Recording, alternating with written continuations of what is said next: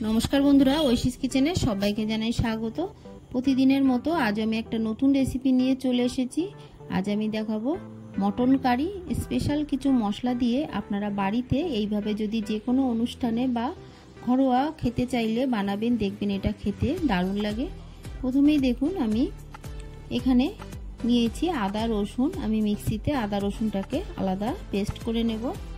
তারপর এখানে দেখুন আছে কুচানো পেঁয়াজ, টমেটো আর কাঁচা লঙ্কা, শুকনো লঙ্কা। এই কাঁচা লঙ্কা শুকনো লঙ্কাটাকে আমি মিক্সিতে পেস্ট করে নেব। এরপর গ্যাসে কড়া বসিয়ে দিলাম। কড়াটা গরম হলে এর মধ্যে দিয়ে দেব একটা ছোট তেজপাতা। তেজপাতাটাকে আমি ছোট ছোট টুকরো করে কেটেছি। যদি বড় তেজপাতা হয় তাহলে আপনারা অর্ধেকটা দেবেন। এরপর দিয়ে দিলাম শুকনো লঙ্কা। শুকনো লঙ্কাটাকে দিয়ে দিলাম গোটা গরম মশলা। এখানে এলাচ, দালচিনি, লবঙ্গ আছে। গ্যাসের ফ্লেমটাকে লো টু মিডিয়ামে রেখেছি, হাই ফ্লেমে রাখিনি।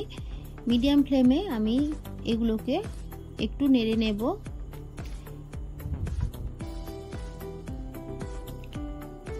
কিছুটা ভাজা হলে এই সময় এর মধ্যে দিয়ে দেব গোটা ধনে।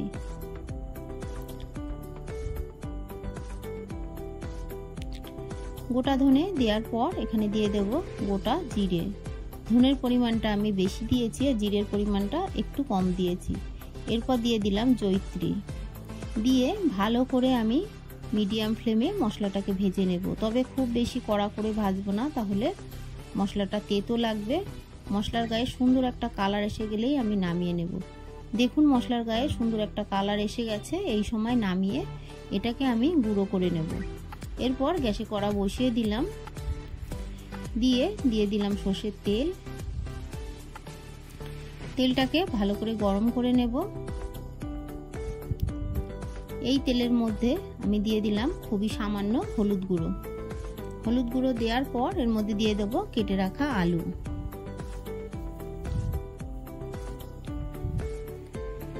আলুগুলোকে দিয়ে দেব একটু লবণ। দিয়ে আলুটাকে বেশ কিছুক্ষণ নেড়ে লালচে করে আলুটাকে ভেজে নেব। দেখুন আলুটাকে আমি ভালো করে ভেজে নিয়েছি। এরপর তুলে নেব। এই তেলের মধ্যে আমি আরো একটু সর্ষের তেল দিয়ে দিলাম। তেলটা গরম হলে দিয়ে দেব একটা শুকনো লঙ্কা। দিয়ে দেব খুবই অল্প জয়িত্রী। যেহেতু আমি মশলা গুঁড়ো করার সময় শুকনো মশলার মধ্যে জয়িত্রী দিয়েছি, তাই এখন খুবই অল্প জয়িত্রী দিলাম। আর দিয়ে দেব দুটো তেজপাতা। এই ফোড়নটাকে কয়েক সেকেন্ড নেড়ে ভেজে নেব। আপনারা অবশ্যই এই মটন রান্না করার সময় একটু জয়িত্রী দেবেন, দেখবেন রান্নার স্বাদ দ্বিগুণ বেড়ে যায়। আর এত সুন্দর গন্ধ লাগে, দেখবেন এই গন্ধেই খেতে ইচ্ছা করবে মটন কারি।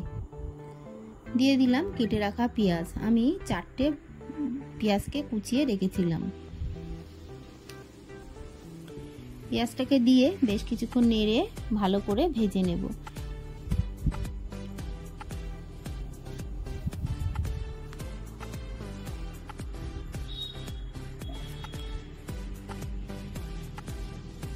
পেঁয়াজের গায়ে সুন্দর কালার আসা পর্যন্ত পেঁয়াজটাকে আমি নেড়ে ভেজে নেব।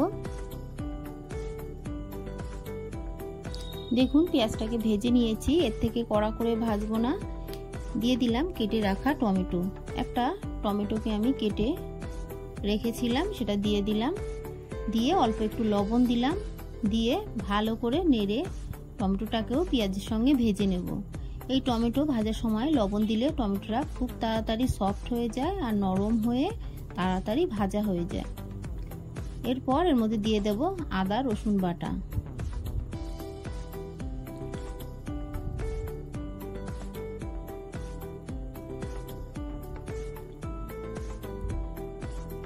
আদা রসুন বাটা দিয়ে বেশ কিছুক্ষণ নেড়ে আমি কষিয়ে নেব। যতক্ষণ আদা রসুনের কাঁচা গন্ধ না যায় ততক্ষণ আমি একটু নেড়ে নেব।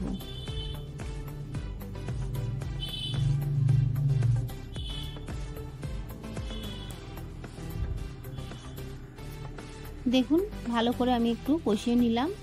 তারপর আমি কাঁচা লঙ্কা, শুকনো লঙ্কা বাটা দেব। আপনারা অবশ্যই এই মটন কারি বানানোর সময় গোটা শুকনো লঙ্কা দিয়ে রান্না করবেন, দেখবেন খেতে দারুণ লাগবে।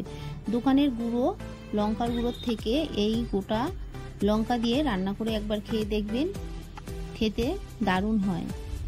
অল্প একটু জল দিয়ে দিলাম, দিয়ে ভালো করে এই মশলাটাকে আমি কষিয়ে নেব। তবে এর মধ্যে এই সময় আমি দিয়ে দেব জিরের গুঁড়ো, 1.5 টিস্পুন জিরের গুঁড়ো আমি দিলাম। যেহেতু 1.5 কেজি খাসির মাংস, তাই একটু বেশি করে জিরের গুঁড়ো দিলাম। দিয়ে দিলাম পরিমাণ মতো হলুদ গুঁড়ো, দিয়ে অল্প একটু স্বাদ অনুযায়ী লবণ দিলাম, দিয়ে ভালো করে কষিয়ে নেব। দিয়ে দেব কালারের জন্য কাশ্মীরি লঙ্কার গুঁড়ো। আমি যেহেতু গোটা শুকনো লঙ্কা দিয়েছি, তাই কালারটা খুব লালচে হবে না, তাই কালারের জন্য একটু কাশ্মীরি লঙ্কার গুঁড়ো দিলাম। এটা বাড়িতে থাকলে দেবেন, না থাকলে দেওয়ার প্রয়োজন নেই। ভালো করে কষিয়ে নিয়ে দিয়ে দিলাম মটনটাকে আমি খুব ভালো করে ধুয়ে জল ঝরিয়ে নিয়েছিলাম। এরপর খুব ভালো করে আমি এই মটনটাকে কষিয়ে নেব। ভালো করে মটন কষিয়ে নিলে রান্নাটা খেতে ভালো লাগবে। আপনারা অবশ্যই চিকেন বা মটন যেটাই রান্না করেন খুব ভালো করে কষিয়ে নেবেন। একইভাবে আপনারা চিকেনও রান্না করতে পারেন, সেটাও খেতে ভালো লাগে।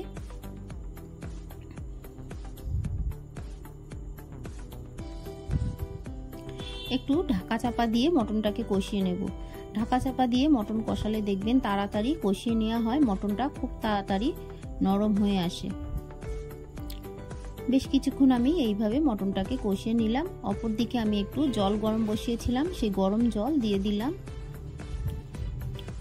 ভালো করে নেড়ে নিলাম, মশলার সঙ্গে পুরো গ্রেভিটা মিশে গেল। তারপর আমি প্রেসার কুকারে দিয়ে দেব। প্রেসার কুকারে দিয়ে প্রথমে আমি 4টে সিটি মেরে নেব। দেখুন 4টে সিটি মেরে নিয়েছি। মটনটা মোটামুটি সিদ্ধ হয়ে এসেছে, আপনাদের একটু দেখিয়ে দেব। আপনাদের প্রেসার কুকারে যতটা সিটি লাগে আপনারা সেই মতোই দেবেন। আমার প্রেসার কুকারে প্রথমে আমি 4টে সিটি মারলাম। দেখুন নরম হয়ে এসেছে, একটু শক্ত আছে। এই সময় আমি ভেজে রাখা আলুগুলো দিয়ে দেব।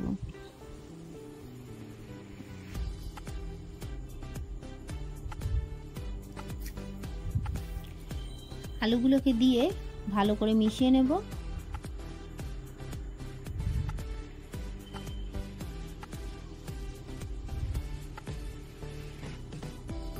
এরপর দেখুন আমি 2টো কাঁচা লঙ্কা দিয়ে দিয়েছি। এই সময় কাঁচা লঙ্কা দিলে মাংস খাওয়ার সময় দেখবেন কাঁচা লঙ্কার একটা সুন্দর সেন্ট বেরোবে, সেটা দারুণ লাগে। আমি যখনই মটন রাঁধি এই সময় কাঁচা লঙ্কা দিয়ে প্রেসারে আরও 2টো সিটি মেরে নিলাম। নেওয়ার পর আমি কড়াই নামিয়ে নিয়েছি। দেখুন মটনগুলো একটাও ভেঙে যায়নি, সব কটা মটন গোটাই আছে, আর আলুটা খুব সুন্দরভাবে সিদ্ধ হয়ে গেছে। 2টো সিটি মারবেন, খুব বেশি মারবেন না আলু দেওয়ার পর, না হলে আলুটা ঘেটে যাবে।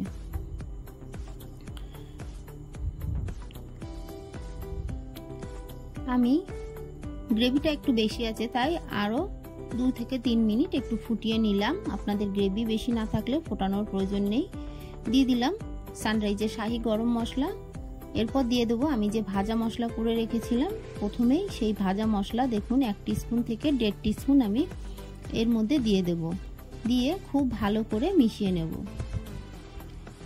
বাড়িতে একবার হলেও এইভাবে মটন কারি বানাবেন, দেখবেন এত সুন্দর লাগে, পুরো মনে হবে অনুষ্ঠান বাড়ির মতোই মটন কারি খাচ্ছেন। খুব অল্প মশলা দিয়ে এই লোভনীয় স্বাদের মটন কারি বাড়িতে একবার বানিয়ে খেয়ে আমাকে কমেন্ট করে জানাবেন আপনাদের কেমন লাগলো। গ্যাসের ফ্লেমটাকে আমি অফ করে দেব। আমার এই রেসিপিটি আপনাদের ভালো লাগলে প্লিজ আমার চ্যানেলটিকে সাবস্ক্রাইব করে পাশে থাকা বেল আইকনটি ক্লিক করে দেবেন, তাহলে আমার নতুন নতুন ভিডিও নোটিফিকেশন আপনাদের কাছে পৌঁছে যাবে। রেসিপিটি ভালো লাগলে একটা লাইক করতে ভুলবেন না। রেসিপিটি কেমন লাগলো আমাকে কমেন্ট করে জানাবেন। ভালো থাকবেন, সুস্থ থাকবেন। আবার দেখা হবে পরের ভিডিওয়ে। পুরো ভিডিওটা দেখার জন্য সবাইকে জানাই অসংখ্য অসংখ্য ধন্যবাদ।